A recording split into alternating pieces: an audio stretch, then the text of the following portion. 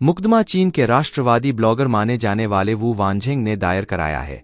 वू का आरोप है कि मो यान ने अपनी किताब में चीन की सेना की आलोचना की है और जापान के सैनिकों को गौरवशाली परिप्रेक्ष्य में दिखाया।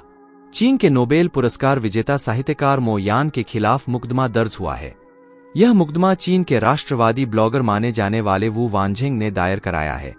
वू का आरोप है कि मो यान ने अपनी किताब में चीन की सेना की आलोचना की है और जापान के सैनिकों को गौरवशाली परिप्रेक्ष्य में दिखाया। मो यान की यह फिक्शनल किताब जापान के चीन पर हमले के समय पर आधारित है।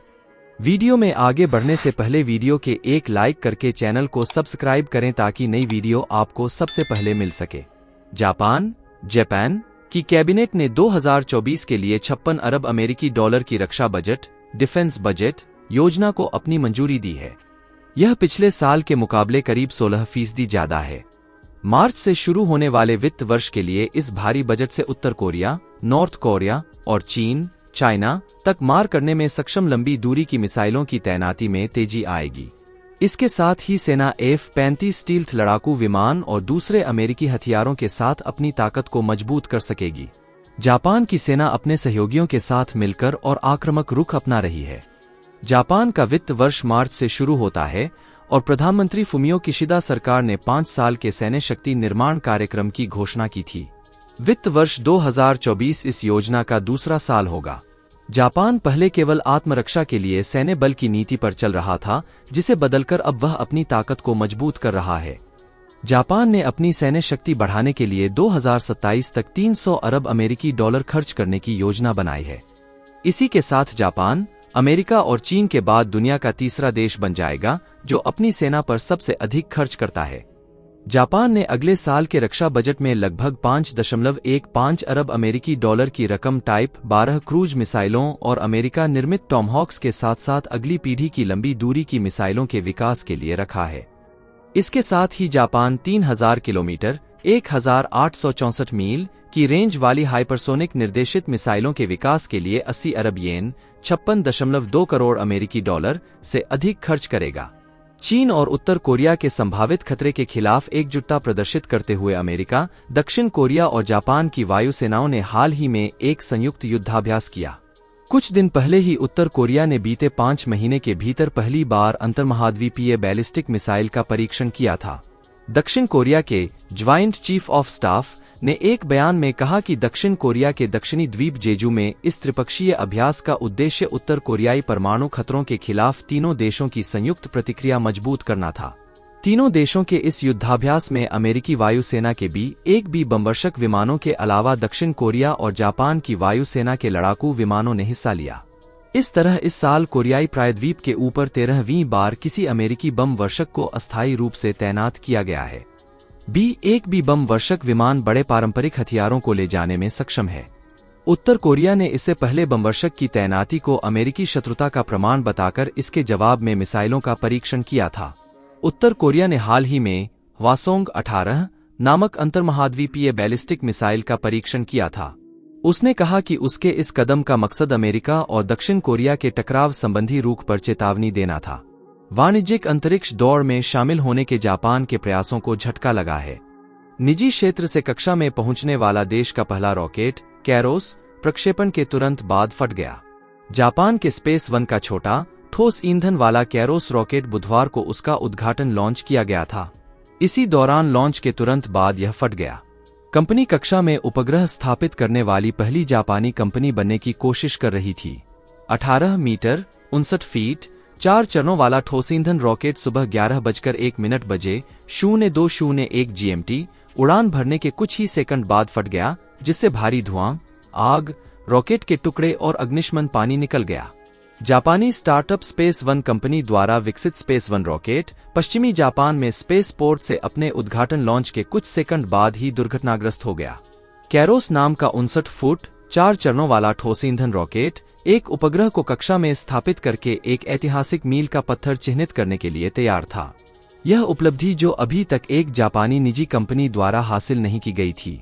कैरोस रॉकेट, जिसका प्राचीन ग्रीक में अर्थ है सही क्षण, एक सरकारी उपग्रह ले जा रहा था। हालांकि उम्मीदें धराशायी हो गईं क्योंकि रॉकेट आग की लपटों में घिर गया और मलबा आसपास के पहाड़ों और समुद्र में बिखर गया। लॉन्च इवेंट के एक वीडियो में इलाके में धुएं का विशाल गुबार देखा जा सकता है। वीडियो में आग बुझाने के लिए उस स्थान की ओर पानी की बौछारें फेंकते हुए भी दिखाया गया है। किसी के घायल होने या अन्य क्षति की तत्काल कोई रिपोर्ट नहीं है। दरअसल Canon electronics Inc, IHI aerospace engineering company, Shimizu Corp और डेवलपमेंट बैंक ऑफ जापान जैसे निवेशकों के समर्थन से 2018 में स्थापित स्पेस वन का लक्ष्य वाणिज्यिक अंतरिक्ष मिशनों के लिए बढ़ते बाजार में एक जगह बनाना था। अगर आप ये समझना चाहते हैं कि रूस और यूक्रेन में चल रहे युद्ध एशिया में कैसे गूंज रहा है, तो आप जापान और चीन के नेताओं के दौरे का वक्त देख सकते हैं। दोनों ही नेता कूटनीतिक विदेशी दौरे पर हैं और युद्ध के विपक्षी केंद्रों में हैं। जापान के प्रधानमंत्री फूमियो किशिदा यूक्रेन की राजधानी कीव पहुंचे हैं, जबकि चीन के राष्ट्रपति शी जिनपिंग मॉस्को में हैं। किशिदा ने यूक्रेन के राष्ट्रपति वोलोदिमीर जेलेंस्की से मुलाकात के दौरान उन्हें बेहिचक समर्थन का भरोसा दिया है और पुनर्निर्माण में और मानवीय राहत कार्यों में मदद का भरोसा दिया है। वहीं रूस के राष्ट्रपति पुतिन ने शी जिनपिंग को अपना करीबी दोस्त और सहयोगी कहा है। चीन भले ही ये दावा कर रहा है कि वो तटस्थ है, लेकिन अभी वो रूस की तरफ अधिक झुका हुआ नजर आ रहा है। मंगलवार को शी जिनपिंग ने कहा है कि चीन रूस के साथ अपने संबंधों को प्राथमिकताएं देगा। उन्होंने दोनों देशों को महान पड़ोसी शक्तियां भी कहा है। मॉस्को के घटनाक्रम को देखते हुए ये कहा जा सकता है कि किशिदा की समांतर यात्रा का समय अपने आप में महत्वपूर्ण है। ऐसे में इससे क्या समझा जा सकता है? किसी जापानी प्रधानमंत्री का अघोषित विदेशी दौरे पर जाना दुर्लभ बात है और ये दूसरे विश्व युद्ध के बाद पहली बार है जब जापान को कई नेता किसी युद्धग्रस्त देश पहुंचा हो। मंगलवार को किशिदा के यूक्रेन पहुंचने से पहले तक उनके दौरे को गुप्त रखा गया था। अधिकारियों का कहना है कि सुरक्षा कारणों से ऐसा किया गया है। जापान के विदेश मंत्रालय ने एक बयान में कहा है कि प्रधानमंत्री किशिदा यूक्रेन के लोगों के सब्र और साहस के प्रति सम्मान प्रकट करेंगे और अपने देश की सुरक्षा के लिए खड़े हुए इन लोगों के प्रति बेहिचक समर्थन जाहिर करेंगे।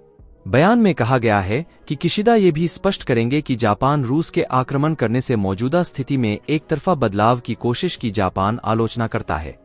प्रधानमंत्री किशिदा पर उनकी अपनी सत्ताधारी लेबर डेमोक्रेटिक पार्टी की तरफ से युद्धग्रस्त यूक्रेन की यात्रा करने का दबाव बढ़ रहा था। यूक्रेन पहुंचने से पहले तक वो G7 देशों के इकलौते ऐसे नेता थे जो यूक्रेन नहीं गए थे। मई में हिरोशिमा में G7 का सम्मेलन होने से पहले उन पर यूक्रेन जाने का दबाव भी बन रहा था।